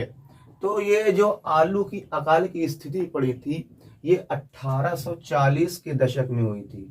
कब हुई थी? 1840 के दशक में। ये बात आप याद रखेंगे। जिस देश में आलू के अकाल की स्थिति बनी थी वो कब बनी थी? 1840 के दशक में बनी थी। और वहां के लोग जो काफी ज्यादा डिपेंडेंट थे, चाहे वो किसान हो, किसान आलू की खेती ज्यादा करते थे, और जो वहां के लोग थे वो आलू को कंज्यूम ज्यादा करते थे। ठीक है, आलू से रिलेटेड एक फैक्ट आप हमेशा याद रखेंगे, आलू को गरीबों का दोस्त तो कहा जाता है। आलू ना तो बहुत ज्यादा महंगा भी होता है, और इसको किसी भी सब्जी में मिला के बना लीजिए या अलग भी इसकी सब्जी बना लीजिए, किसी भी चीज में आलू डाल दीजिए, यहाँ तक कि बिरयानी, मटन, चिकन सब में आलू पड़ जाता है। तो आलू जो है वो हर जगह आलू का इस्तेमाल हो जाता है, आलू हर जगह फिट हो जाता है। तो एक देश था जहाँ के किसान भी आलू पर ज्यादा निर्भर थे, क्योंकि मार्केट में आलू की डिमांड ज्यादा थी, तो वो आलू की खेती ज्यादा करते थे और लोग आलू का इस्तेमाल, आलू का उपभोग, आलू को कंज्यूम भी ज्यादा करते थे। तो 1840 के दशक में वहां के आलू की फसल में एक बीमारी लग गई, आलू का पछेती झुलसा। क्या हो गई? आलू का पछेती झुलसा, जिसमें क्या होता है, जो ट्यूबर होता है, जो नीचे आलू होता है, वो खराब हो जाता है और पत्तियां झुलस जाती हैं। लेट ब्लाइट ऑफ पोटैटो, और ये एक फंगस, एक कवक के कारण बीमारी होती है। फाइटोपथोरा इन्फेस्टांस, ठीक है, फाइटोपथोरा इन्फेस्टांस के कारण आलू में एक बीमारी लग गई, लेट ब्लाइट ऑफ पोटैटो, आलू का पछेती झुलसा, जिससे पूरे देश की आलू की फसल बर्बाद हो गई, खराब हो गई। अब किसानों की सारी फसल बर्बाद हो गई, किसान को तो नुकसान हुआ ही, साथ में जो लोग आलू पर निर्भर थे, जिन्हें आलू चाहिए थे, गरीब लोग थे, आलू कम पैसे में मिलता था, वही इस्तेमाल करके बना के खाते थे ज्यादातर। न तो मार्केट में आलू पहुंचा तो किसान भी मरे और साधारण लोग भी मरे। तो वो कौन सा देश था? वो आयरलैंड था। कौन सा देश था? वो आयरलैंड था। इसीलिए इस घटना को आयरिश फेमाइन के नाम से जाना जाता है। क्या कहा जाता है? आयरिश फेमाइन के नाम से जाना जाता है, या इसे आलू का अकाल भी कहा जाता है। ठीक है, तो आलू का अकाल या आयरिश फेमाइन कब आया था? 1840 के दशक में आया था। क्यों आया था? वहां की आलू की सारी फसल बर्बाद हो गई थी, खराब हो गई थी। ठीक है, और ये आयरलैंड में ये घटना घटित हुई थी। ठीक है, तो ये प्रश्न आपको उम्मीद है डिटेल में समझ में आ गया होगा। बाकी ये सभी क्लासेस करवा रखी है हमने। भूमंडलीय विश्वकृत का बनना, ये इस चैप्टर का क्वेश्चन है, और ये चैप्टर हमने 9 क्लासेस में कवर किया है। 9 क्लास में बिल्कुल डिटेल में, ना कोई जल्दबाजी, ना कोई वो। अभी बहुत टाइम है पढ़ने के लिए भी, पढ़ाने के लिए भी, इसलिए अगर आपने क्लासेस नहीं देखी है तो गुजारिश है, निवेदन है कि आप वो क्लासेस देख लीजिए, आपका ही फायदा होगा। प्रश्न नंबर 33, प्रश्न नंबर 33 है, आर्थिक महामंदी की शुरुआत कब हुई? प्रश्न नंबर 33 क्या है? आर्थिक महामंदी की शुरुआत कब हुई? तो महामंदी की शुरुआत कब हुई थी? वर्ष 1928 ईस्वी में, वर्ष 1929 ईस्वी में, वर्ष 1930 ईस्वी में, और इसको 31 कर लीजिए। ठीक है, ये गलती से हो गया, वर्ष 1931 ईस्वी में।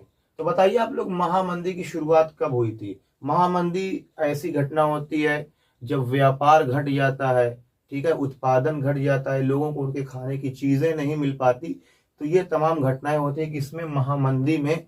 तो ये हमने डिटेल में पढ़ा है, यहाँ पे बहुत ज्यादा बताने की जरूरत नहीं, क्योंकि यहाँ पे हम क्वेश्चन पूछ रहे हैं।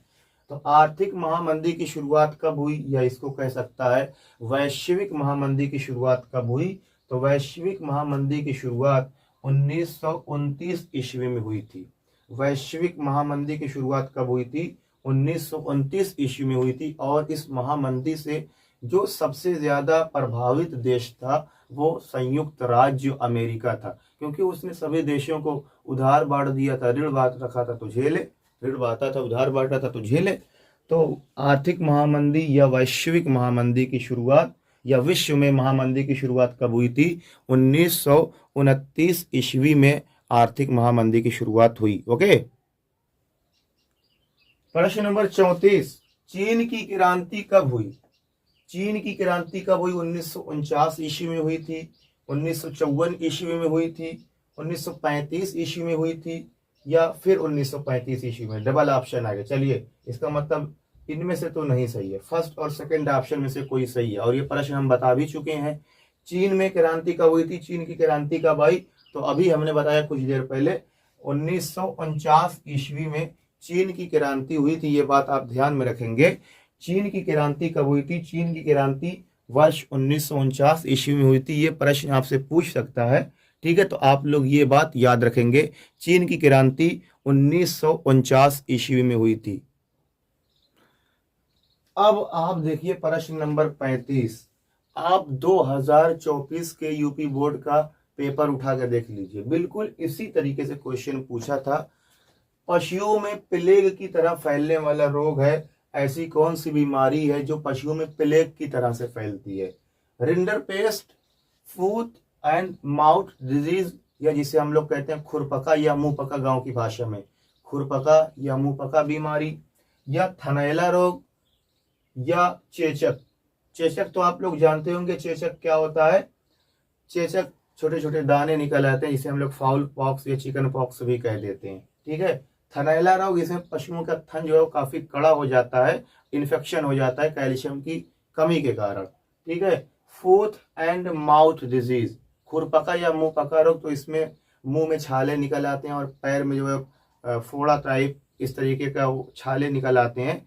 इससे क्या होता है, पशु बहुत तेज दर्द से कराहता है, चिल्लाता है और खाना खाना छोड़ देता है। धीरे धीरे धीरे धीरे वो उसकी जब खाना खाना छोड़ देता है क्योंकि पैर में भी उसके तकलीफ होती है तो गिर जाता है जानवर, ठीक है। तो फुट एंड माउथ डिजीज, तो इसमें जो ऑप्शन सही होगा पशुओं में प्लेग की तरह फैलने वाला रोग कौन सा है, रिंडर पेस्ट। रिंडर पेस्ट बीमारी अफ्रीका में आई थी। कहां पर आई थी, अफ्रीका में आई थी, ठीक है, अफ्रीका में आई थी। जिसमें क्या हुआ था, यहाँ के 90% जानवर, 90% जो जानवर थे, 90% पशु थे, वो मर गए, खत्म हो गए।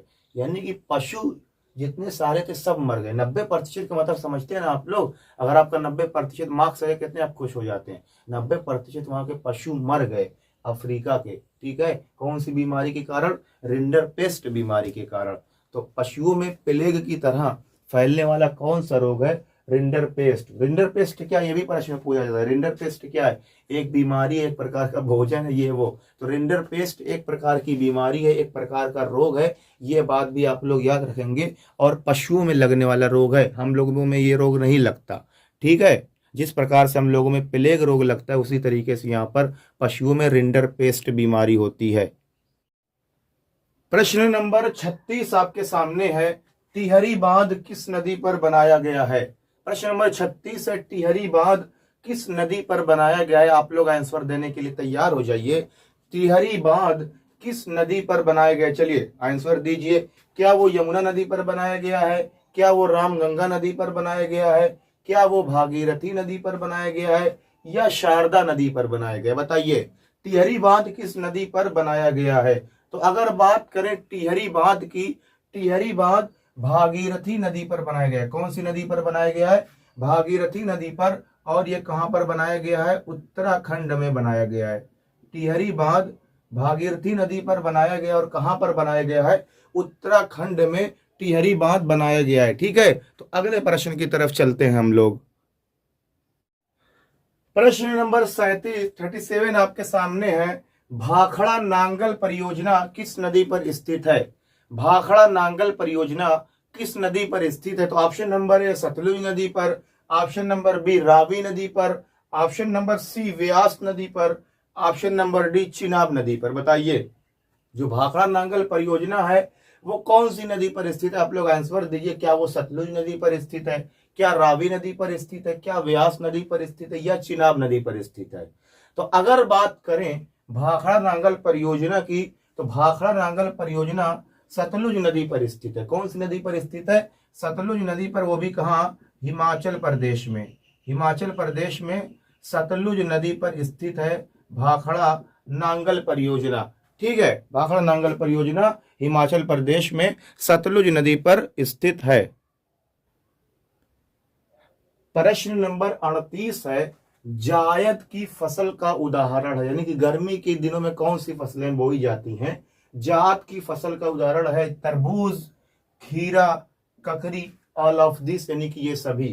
तो जायद की फसल हमने इसमें आपको बताया था, जायद में वो तमाम फसलें बोई जाती हैं जो रेंग कर चलने वाली होती है। आप लोगों ने देखा होगा तरबूज की फसल क्या होती है, बिना सहारे के चल नहीं पाती, जो कुकुरबिटेसी फैमिली से बिलोंग करती है, जिनके पौधे रेंग कर चलते हैं। खीरा, ककड़ी, लौकी, तरबूज, खरबूज, करेला, कद्दू, ये तमाम किस्में आएंगी जायद की फसलों का उदाहरण। तो इसमें ऑल ऑफ दिस आंसर सही हो जाएगा। जायद की फसलों का उदाहरण तरबूज, खीरा, ककड़ी, लौकी, खरबूज, ठीक है, कद्दू हो गया, करेला हो गया, नेनुआ हो गया, ये तमाम चीजें किसका उदाहरण है, जायद की फसल का उदाहरण है। अब आप प्रश्न नंबर 39वां देखिए, हेमेटाइट संबंधित है। हेमेटाइट किससे संबंध रखता है, क्या हेमेटाइट तांबा से संबंधित है, क्या हेमेटाइट बॉक्साइट से संबंधित है, क्या हेमेटाइट सोना से संबंधित है? क्या हेमेटाइट लौह अयस्क से संबंधित है? तो हेमेटाइट किससे संबंधित है आप लोग बताइए। हेमेटाइट का संबंध किससे है? तांबा से है, बॉक्साइट से है, सोना से है या लौह अयस्क से है? तो हेमेटाइट जो है वो एक प्रकार का लोहा होता है और इसलिए किससे संबंधित है? लौह अयस्क से संबंधित है। अयस्क का मतलब ये होता है कि जब उसमें अशुद्धियां मिली हुई होती हैं तब हम उसे अयस्क कह देते हैं। तो इससे को जब प्योरीफाई किया जाता है, शुद्धिकरण किया जाता है, तो इससे मैग्नेटाइट और हेमेटाइट ऐसे लिमोनाइट तमाम प्रकार के लोहे प्राप्त होते हैं। तो हेमेटाइट किससे संबंधित है? हेमेटाइट लौह अयस्क से संबंधित है। ओके, अब है आपका 40वां क्वेश्चन। कृषि पर आधारित उद्योग नहीं है। प्रश्न क्या है? कृषि पर आधारित उद्योग नहीं है। चीनी उद्योग, जूट उद्योग, सीमेंट उद्योग, सूती वस्त्र उद्योग। कृषि यानी खेती पर आधारित उद्योग नहीं है। चीनी, अगर चीनी का उद्योग करना है तो चीनी के लिए हमें गन्ना चाहिए, तो गन्ना तो कृषि पर आधारित उद्योग है। इसका मतलब चीनी कृषि पर आधारित उद्योग है। जूट उद्योग, जूट उद्योग आप करना चाहते हैं, जूट की बोरी, जूट की रस्सी बनाना चाहते हैं, तो उसके लिए आपको जूट की खेती करनी पड़ेगी। अगर आप जूट की खेती नहीं करेंगे तो कोई दूसरा करेगा, लेकिन उससे खरीदेंगे तो जूट, तो यह भी कृषि पर आधारित उद्योग हो गया।